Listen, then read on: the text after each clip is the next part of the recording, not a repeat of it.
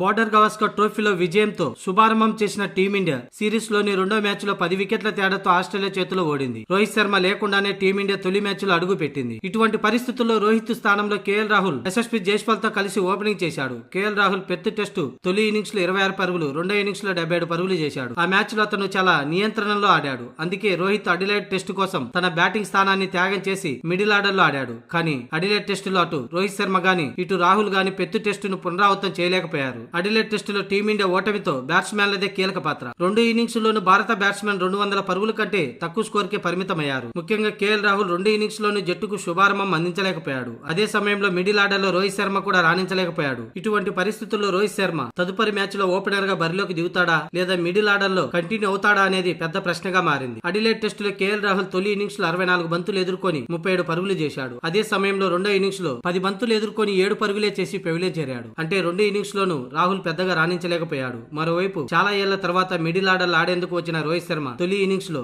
3 పరుగులు, రెండో ఇన్నింగ్స్ లో 6 పరుగులే చేసి వికెట్ కోల్పోయాడు. అలాగే కెప్టెన్ గా గత కొన్ని మ్యాచ్ల్లో వరుసగా ఫ్లాప్ గా కొనసాగుతున్నాడు. రోహిత్ కెప్టెన్స్ లో గత 4 టెస్టుల్లో ఓడిపోయింది. ఇదే సమయంలో అతని బ్యాట్ నుంచి కూడా భారీ ఇన్నింగ్స్ కనిపించలేదు. బ్యాట్ తో పరుగులు చేయాలన్న ఒత్తిడి కూడా అతనిపై ఉంది. ఇటువంటి పరిస్థితుల్లో రోహిత్ శర్మ మరోసారి మూడో టెస్టులో ఓపెనర్ గా బరిలోకి దిగే అవకాశాలు ఎక్కువగా కనిపిస్తున్నాయి. ఎందుకంటే ఓపెనర్ గా అతని గణాంకాలు మెరుగ్గా ఉన్నాయి. అంతేకాకుండా అతను గత 6 సంవత్సరాలుగా టెస్టులో ఓపెనర్ గా ఆడుతున్నాడు. అందుకే అతను కొత్త బంతితో ఆడడం అలవాటు చేసుకున్నాడు. ఇక రాహుల్ మిడిల్ ఆర్డర్ లో కూడా ఆడగలడు. అందుకే రోహిత్ శర్మ మూడో టెస్టు గబ్బాలో ఓపెనర్ గా బరిలోకి దిగడం ఖాయంగా కనిపిస్తుంది.